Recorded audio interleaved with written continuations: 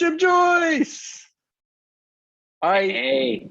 I know we say this every week, and it's like, okay, it's Wednesday, and we're here, and wow, it's a crazy week. But I don't know why, like this week especially, just like what? It's Wednesday already, or is it already Wednesday? Like I don't even know which side of it. Which is good. That's the fun part of it, right? Getting through the week. It's all good. It's all good, man. I'm just out of a swim here in the Venetian Riviera. And that's right. You know what? I apologize, Emmy. That you're on a holiday and we're stealing you, Jim Joyce, away from Emmy and family. So thank you for making it. Hey, this is all part of the therapy. She probably enjoys the break. She tries to break. Love it. Looks like we might also head into Italy next week, actually, for a day or two. Nice. To help my older one move from one apartment to the other, but lots of balls in the air from travel perspective. It's funny, before we let our guest in, who is anxiously waiting, I keep getting asked like, oh, when are you guys coming to US? I mean, we're a US focused business, right? It's everything is just late into the night. And my answer is we're coming. I just don't know where in US for how long and when, but we're coming, like no doubt about it. So awesome. Anyway, awesome. I love this meticulously unproduced, like iPhone, this awesome. But so we're gonna have Mr. Paul Johnson joining us. Great. I was actually racking my brain where, Paul, welcome, first of all. I was just kind of giving a little bit of background, how we met. And I was racking my brain when we first kind of reconnected, thanks to Matthew Holt and Jess. I think it was like, I forget, Pairs something VCs. I can never remember the actual conference name that they put on. Techies, VCs, something. But anyway, I was racking my brain on where we met, and I have a feeling like it was like in London ages ago when you were just getting lemonade cracking. But I could be wrong. I don't know. Doesn't matter. Eugene, I think it was, which would probably be maybe 7 or 8 years ago. So makes sense. Have known each other a little while. Thank you, Jim. Great to meet you. Thank you so much for having me on. And really excited to talk to you. Excellent. Awesome. Excellent. I'm calling from the beach. This is only an attempt to make everyone jealous, who's not at the beach. What beach are you at, Jim?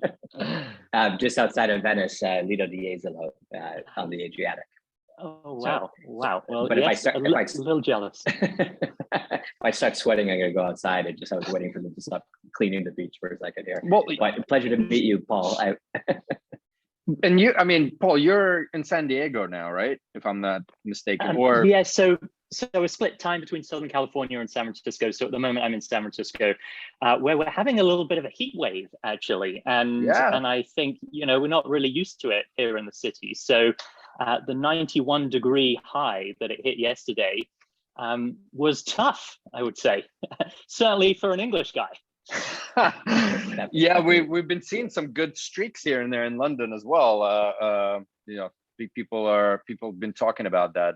We actually had a little rain here in Barcelona, but anyway, we're now talking about weather, and we haven't even gotten to introduce yourself, Paul, to our millions of listeners and followers. So you guys two met already, but would love to follow your journey, whichever way and shape, way, or form you want to take us through, and then we'll interrupt as usual.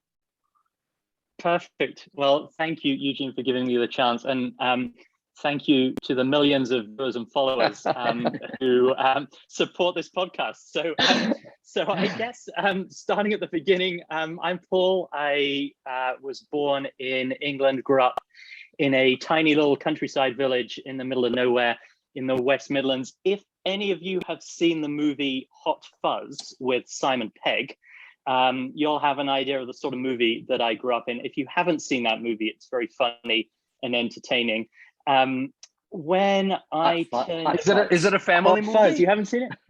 Yeah, you can. Well, I think it's family friendly. Yeah, yeah. Okay, It's about this British cop who gets is working in London, falls out with his superiors, and gets sent off to this tiny village in the countryside, and clashes with perhaps how things happen in the village relative to how things happen in London. So it's an entertaining story, but it was a beautiful place to grow up in, and I actually had the opportunity to spend some time growing up in the Netherlands as well. When I turned 8 as a family, we moved from England to the Netherlands, which was just an amazing experience. And I got the opportunity to learn Dutch. I would say Dutch is a great language, and also perhaps one of the most useless languages in the world, given the 17 million people in Holland all speak perfect English and love speaking English. I'm gonna show off. Hoe gaat het met u? Heel goed, dankjewel. We could do the rest of the podcast in Dutch if you'd like. Right. Then we would chase off the last million viewers. Yeah, those million viewers. One of the great experiences for me is I went to a British school, but it was really very international, and got the opportunity to go through high school with people and friends from all around the world. So that was just an amazing experience for me. I don't think I realized that. I don't know if we told, but the family and I, we actually spent 5 years in Amsterdam. So just before moving to Germany and now Spain. So anyway, we'll have other stories to share on that one then separately. When I turned 16, we moved as a family back to England. So I finished my high schooling, went to college, started my career in the UK, and then in 2013 moved to the US because I saw an opportunity to create a direct consumer version of digital healthcare using technology that certainly at the time people seemed to think that we were pretty crazy and from outer space, maybe speaking a different language, in fact, and I guess in some ways maybe we were, or at least a different version of English. But we really felt like there was an opportunity to create a consumerized version of what was being called at the time telehealth, and something other than putting doctors and patients on Skype. So essentially using technology to do much more than just be the communication channel, to use technology really to make healthcare more accessible, more affordable, more convenient, and improve the quality of healthcare using algorithms and protocols embedded in that technology. And we were doing that for 8 years. As I said, it was tough, certainly in the beginning, because people really just thought we were pretty crazy, I'd say. And that was both potential partners, investors. This direct consumer healthcare thing will never take off. And so it was quite people often talk about, I guess, a startup being a roller coaster ride. For us, it definitely was that, with some ups and definitely a lot of downs, but an amazing experience. And then in November last year, we ended up being acquired by 23andMe after eight years of that roller coaster ride, and it's just been phenomenal since then. So maybe I'll pause yeah there. I was going to say there's so many things to pick at or peel apart.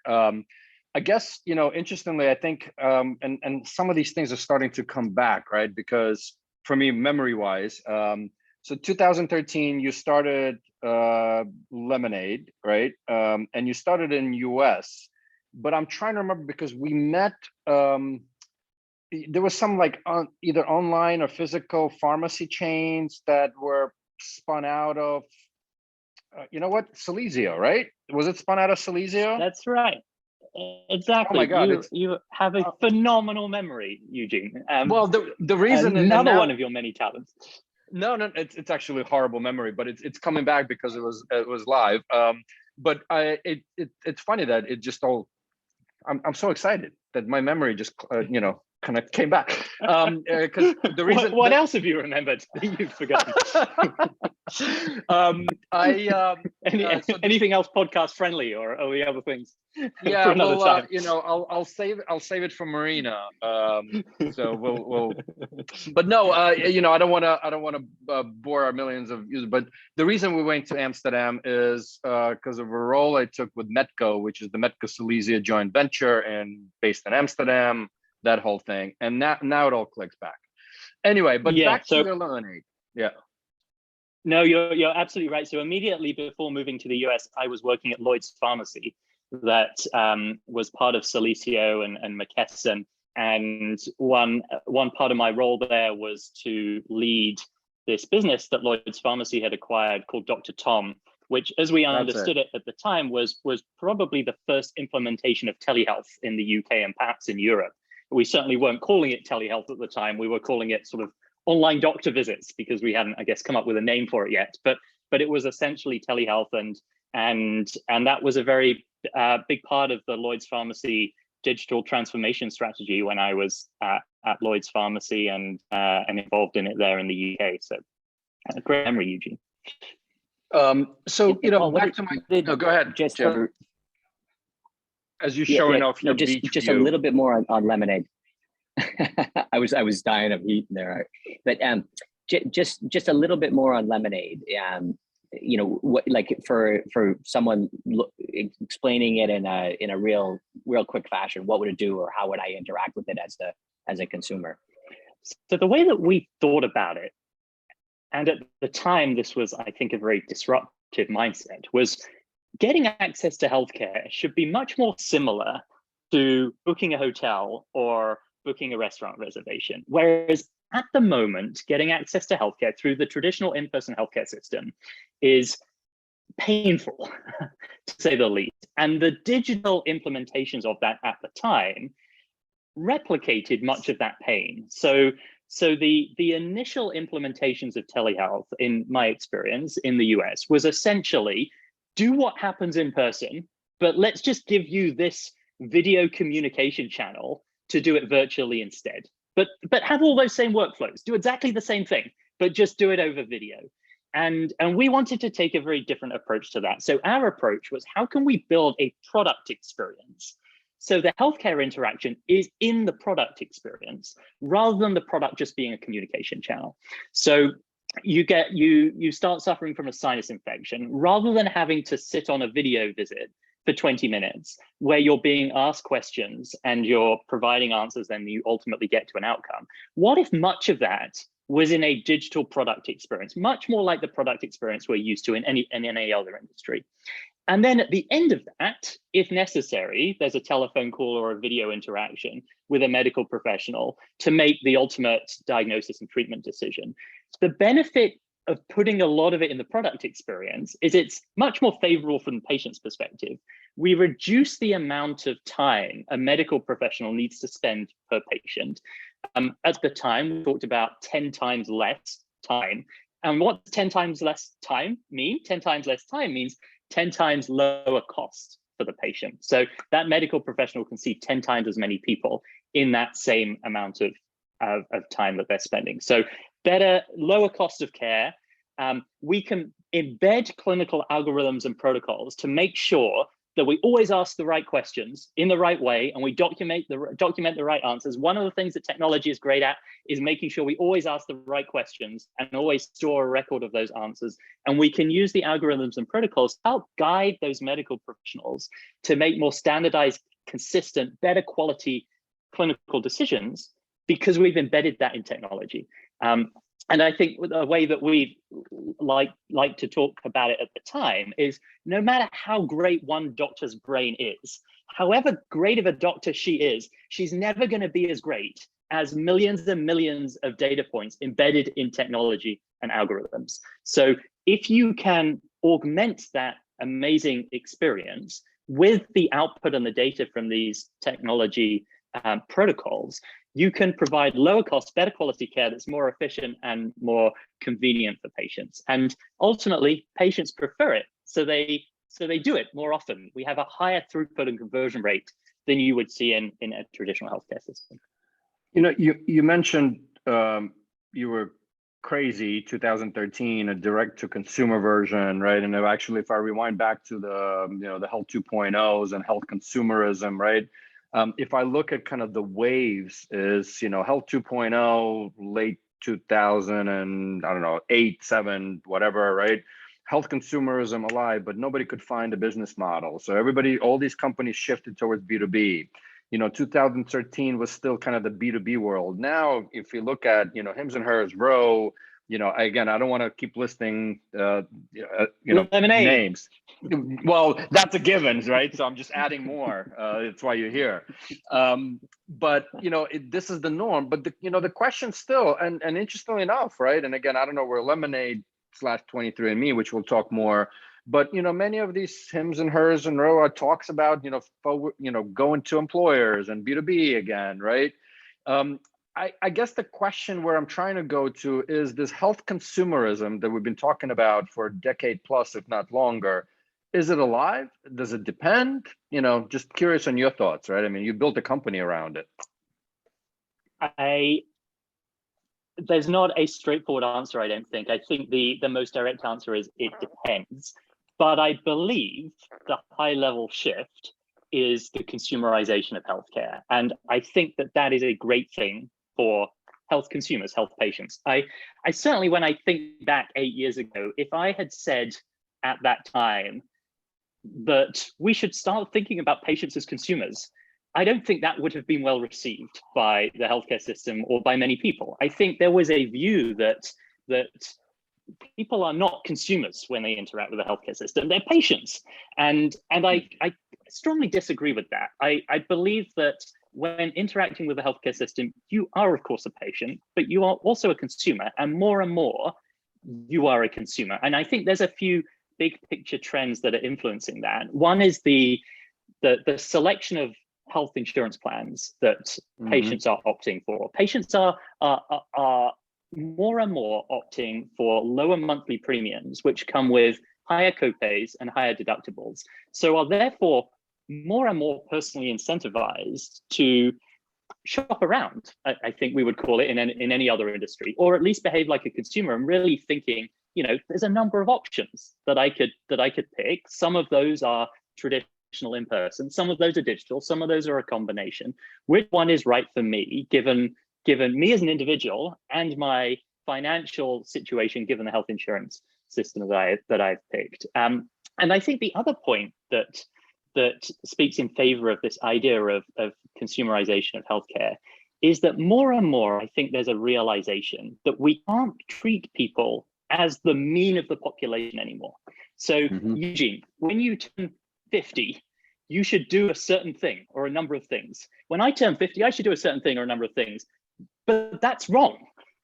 It might be that when you turn 54, you should do something. And when I turn 47, I should do something, depending on our family histories, our genetics, our lifestyle choices. And your blood pressure target shouldn't be 120/80, and mine shouldn't be 120/80. There's this, I think, more and more this personalization that we should treat patients as individuals and personalized healthcare. And I think that's going to be a fantastic thing, and we're ultimately going to be able to live healthier, longer lives by creating experiences around that concept. For the record, Marina always says that I'm 12 years old no matter what in here, so I refuse to grow up.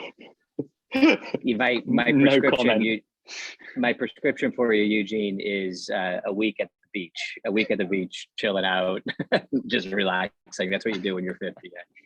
But just before I got online here, Martin Kelly, one of our buddies, which Paul, you may be familiar with, he tweeted, or he was tweeting a comment of, do you agree or disagree? I don't know if you saw that one, Eugene. No. And it was a coffee mug that said, don't mistake your Google search for my medical degree. And then the comment was, do you agree or you disagree? And when I couldn't help but think about that, as Paul, as you're talking about this consumerization, because my perspective on that are kind of both are true, right?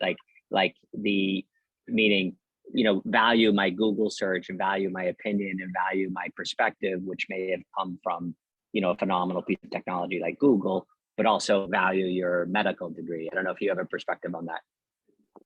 I think that's right. And I think, like many things, there's a spectrum. There's, at one end, there's full empowerment to the patient to make their own diagnosis and treatment decisions. And that is, of course, not sensible. But at the other end, and I believe we are too far at the other end, or have historically been too far at the other end, we've really not empowered patients. We haven't given them the tools, the data, the ownership, their medical records even. And I feel like there's a balance in the middle, and of course, Google should never replace both a medical degree and many years of medical experience. But at the same time, I'm an individual, and I know me better than anyone else does, and I feel like there is that right balance to strive, and it's important we get that balance right, because if we shift too far away from that model that I think is sort of very hand-holding from the healthcare system, then we're not in a good place either. But we need to figure out how to get that balance right, and where it's appropriate to lean a little more on empowering the patient. I just want to add very quickly.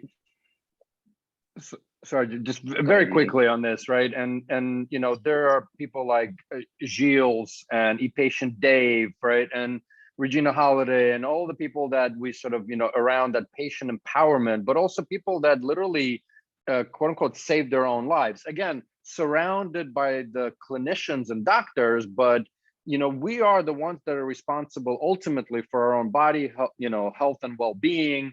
And you know, again, back to what the system has become, where doctors has eight minutes to see you, and you know that ranges, of course, right? But how are they really able to get to that, right? And so we, I think, as patients and health consumers, need to come prepared, knowing what our potential ailments are. We're not diagnosing, at least I'm not, right? But anyway, I we also can spend hours on this alone, but sorry, Jim, go ahead. No, I was going to ask, like, Paul, what did you train as? I don't know if what did you train as before, from hot fuzz to Dutch speaking to San Francisco to building this incredible consumer company? What was your background? It was in IT, computer science, and business management. So certainly not healthcare. Okay. And some of my first roles were in e-commerce marketing, essentially how to build digital online experiences that are traditionally offline experiences, but in non-healthcare roles. And then I had the opportunity to join Lloyd's Pharmacy and lead the online and digital teams at Lloyd's Pharmacy, including the Dr. Tom business we mentioned earlier. Sure. And that for me was the ultimate realization that the biggest challenge, if we're thinking about how do we build digital experiences that replace or augment or improve traditional physical experiences, healthcare represents the biggest challenge in doing that, but also the biggest opportunity, and for me, the most meaningful, and the reason why I've continued to stay in healthcare. So I thought Dr. Tom, I mean, just sorry, so I think as Dr. Tom's also serviced Ireland, where I'm generally based out of, and that was just a gutsy, phenomenal, evolution of the healthcare system, which, it was just so exciting to see that emerge, and then to see it emerge from a big player. Does that, I mean, how do you look back on those days and your Dr. Tom days, kind of launching those services? Yeah, exciting. No, it was. It's scary. It was. I mean, I think, when I reflect, Lloyd's Pharmacy were really doing something very innovative. The decision to acquire the Dr. Tom business was an amazing one. I think they were then able to make it a huge success by scaling it very quickly, launching in new markets. We also launched in Australia, which was also an amazing experience. And the way that the lemonade ties into Dr. Tom is Dr. Tom was co-founded by Dr. Tom Van Every, a GP in the UK, and his brother Ian Van Every. And Ian Van Every is my co-founder at Lemonade. So that's how those stories tie. It all comes together. I love it. So let's get to the hot topic. Always curious, right? Because as you're building, scaling the business, right, there's a knock on your door, and calls you, maybe directly or not, 23andMe and Wojcicki, right? The decision process of an entrepreneur to sell or not to sell, right? And kind of the opportunity, because 23andMe is such a consumer company. You were coming very much from a clinical, healthcare perspective, right? How does that all come together? Your decision. So at that point, and when I got that call, that we'd been on about an 8-year roller coaster ride, and certainly one of the many things I reflect on is how fortunate we were to have recruited an amazing team at Lemonade, and so many of the early team members had been on that whole journey with us. So I think, as I reflect, we wouldn't have been able to have achieved what we had achieved if we hadn't have been fortunate in recruiting such amazing people. And I think my role as CEO of Lemonade was always to think about what's the next thing, what's the next wave, what's our next act, essentially. And we were on a path to explore a number of options last year, including, like many companies, including digital health companies, was exploring going public via a SPAC. And that was a path that certainly at one point was our preferred path and somewhere heading towards. And then, as you said, Eugene, I got the call from Anne, actually via an angel investor in Lemonade. And I very quickly realized that there was this phenomenal opportunity to combine genetics and the provision of healthcare to build personalized healthcare at scale for the first time. And many of the things that we were thinking about at Lemonade, many of the things that we wanted to achieve, I realized that we could achieve by being part of 23andMe, and that this match made so much sense. So I got very excited about it as we started to talk about the concept with the wider team at Lemonade. The wider team at Lemonade got very excited about it. And in November last year, we became part of the team. Did you do like a dance when you got that call? No, I don't. I think like anything, I of course have learned so much through Lemonade, but that process of seeing if there was a fix and then a fit, and then ultimately realizing, wow, there is, and then going through the process of making that acquisition happen, like so many things, is so much more complicated than you could ever imagine until you're in it and through it. So I think, even when we got to the end of it, it was sort of okay, now we got to make it work. Now we got to get back to work. So there wasn't really a time to do that dance, Eugene, but I hear sometime you. I will. Well, it's always right. It's like, okay, I you thought celebrate he was going to say, Eugene. Yes. Go ahead, Jim. You're delayed quite a bit. I thought he was going to say. I'll stop talking. But I said I thought you were going to say, like any good Englishman, you were going to wait to do the dance, until you were sure that everything was in place, But I'll go on mute here. No, all good. Just for.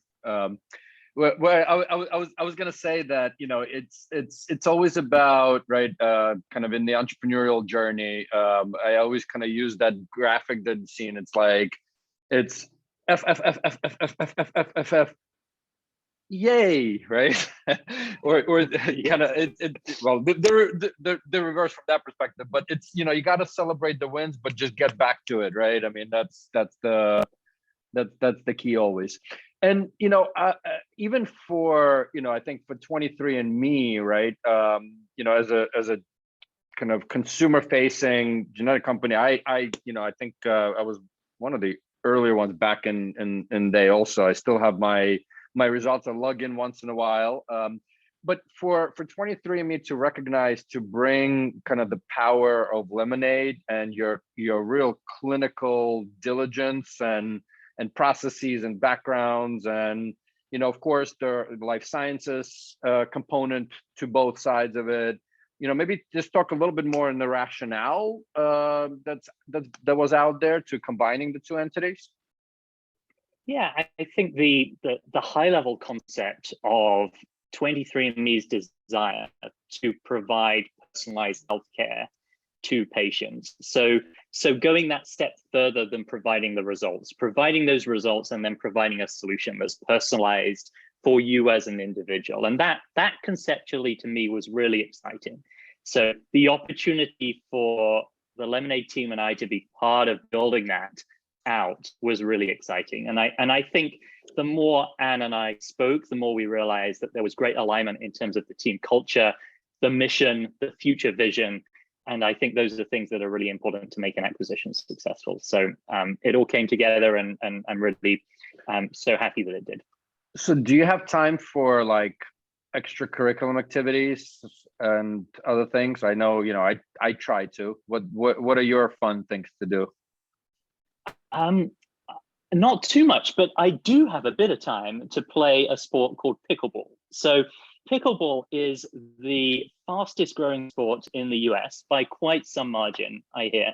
And if the million viewers haven't heard of pickleball, if you imagine tennis, ping pong, and badminton, so tennis, ping pong, and badminton, all having a baby, they would probably create something that looked a little bit like pickleball.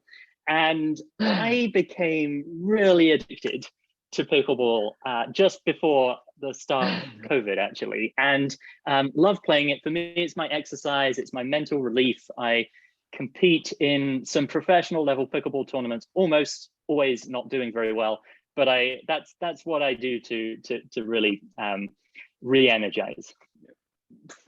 Fascinating. Honestly, never heard of pickleball, but I'm definitely going to look it up. Wow, pretty amazing. And it's not an Olympic sport, is it? I don't know. I'm just, not yet. It is not yet an Olympic sport, Eugene, but love it. I've heard phenomenal. I've heard phenomenal retirement communities as well. Like it's kind of young people, older people, like everyone's, pickleball's in, man. You got to get a pickleball court. You're in Barcelona.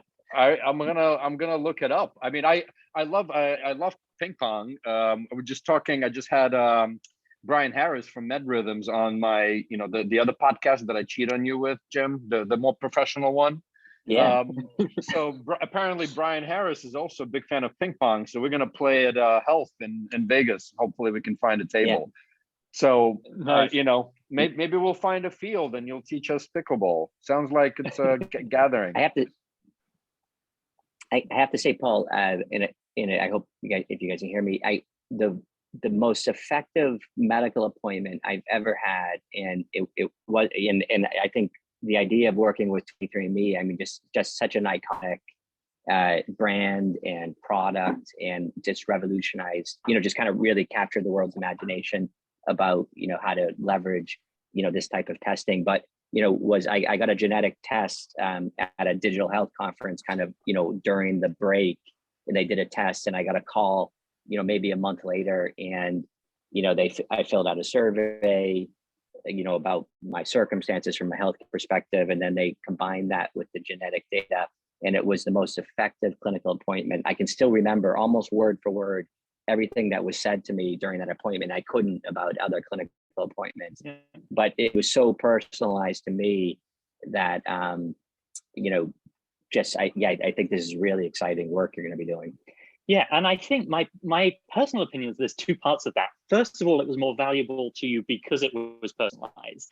And then it was more memorable to you because it was personalized as well. And I think how many times do you leave, as you said, Eugene, maybe the 8 minutes you got to spend with a medical professional, and then you've sort of forgotten, some parts of that. Was I supposed to do this 2 times a day, or when did I have to check in again? Whereas if something is really personalized to you, it's more memorable. So I think the adherence jumps up, and I really feel like the future of healthcare has to be one where we're treating patients / consumers as individuals and creating personalized experiences, personalized recommendation for you, and that can be based on your family history, your lifestyle choices, where you live, who you are, and your genetics.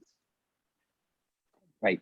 I think it was fascinating to me when I was thinking about the, I was shown, say, the risk of cardiovascular, the risk of prostate cancer, the risk of multiple sclerosis, the risk of even like mental health disorders. They had some markers for that.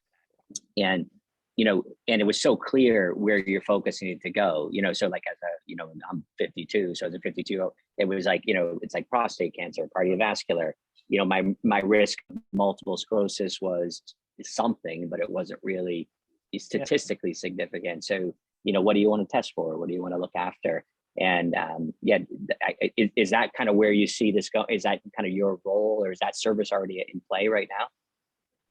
I definitely think that's the future, and absolutely the opportunity. And I think testing should be personalized. And I think another example that is that your genetics influences in some circumstances what medication you're more likely or less likely to absorb, so therefore it's more or less likely to be effective, and what medication you're more or less likely to have side effects to as well. So and I have never heard of any experience, certainly in a primary care setting, where someone says, have you got your genetic data so I can make sure I'm prescribing the medication that's going to be most effective for you? But I see a future world where that's the case. Awesome. Jim, are you ready Phenomenal. for your famous question? Totally. So Paul, just picture yourself, I guess sitting outside of a pickleball tournament, and you're talking to a young, recently an Englishman that speaks multiple languages, and grew up in an iconic kind of village police town where a famous film of a police show was filmed. And you're sitting there, and this young person is just come up with this phenomenal idea, and basically what he has is a piece of technology that allows genetic analysis and AI-driven prescriptions to be released to right at the point of prescription inside a doctor's office. And you're looking at him, and he's a young version of you. What advice would you give that young entrepreneur as he was starting off on his business? I think the summary is three things. I would say, do it, get advice, and get fantastic people around you. So I think of course the concept is daunting, to either leave your secure full-time job or move to a different country to pursue an opportunity. But it is also, in my experience, one of the most rewarding things from a career perspective and a personal growth development perspective that you can ever do. And I think that the advice that I tend to give is figure out how you can do it in a way that's as least risky as possible, at least at the beginning. I think sometimes this concept that the way to start a business is you've got to go out and raise loads of money from VCs, and that's really hard and not the path you have to follow at the beginning. My advice would be figure out how to just start to do this on the side, maybe to start with, or in a way where you're really just giving yourself 6 months to figure out whether you do want to do it, whether you're truly passionate about it, because it's tough. It's one of the hardest things that you can do, and certainly in our experience, there were some real ups that were fantastic, but there are a lot of downs as well, and you got to be in it to be able to grind through those downs. I think the other thing that I wish that I had done earlier in my career, and definitely earlier in my career at Lemonade, was get a coach, get a CEO coach. And I did that for the first time about 4 years ago. And the value that I got from having a coach who had been through some of the challenges that I'd been through before was just unbelievable. And I think the second part of that is surround yourself by other entrepreneurs who've been through this. Surround yourself with people who've been on that journey, because you can save yourself a number of years by avoiding some of the mistakes that other people have made, and be open to asking and talking to other entrepreneurs and other CEOs. And as I do that, I always remind myself how open people are, and how fortunate I feel that people are open to giving advice and guidance. And I think the final point is the difference between being successful or not is your ability to recruit an amazing team who believe passionately in what you're building and the mission that you're striving for, and the difference you want to make. And I think, as a CEO, your three most important jobs are recruit amazing people, make sure you got enough money to do what you're going to do, and articulate that vision and inspire people around you to really get behind you and do that. And if you do that, you got a good chance of being successful. I don't Awesome. know why I've been so thank you for that, Paul. Yeah, I don't know why I've been like last couple of weeks especially. I mean, there's this nomenclature of always be selling, always be closing, but I also say always be recruiting, right? I mean, it literally talking to individuals constantly is talent is everything. Talent is absolutely everything. Yeah, completely. Well, Paul, and you're, I think you're in, and I think if you can find people who've done some element of what you're doing in the next few years before, then you've got a real head start. Like that's not always possible, particularly if you're doing something completely new that no one else has done. But there are sometimes still pockets of we need to build out this secure platform that's going to be based on algorithms and protocols. No one's done it in healthcare before, but let's look in other industries and find people who've done it in other industries where that's translatable. So I think that's an important thing to think about too. Amazing. Well, your enthusiasm is infectious, and you're doing very, very important work. I can't wait to get my genetic testing and my integrated healthcare system done together on the back of your good work. So well done. Awesome. Jim, thank you. Eugene, this has been great. The only disappointing part for me is that you hadn't heard of Pickleball. So now I have. Address we will address offline. That, absolutely. But thank you so much for having me on. Thank you. And for the millions of listeners and viewers, just hit subscribe, pass it on, and see you next week.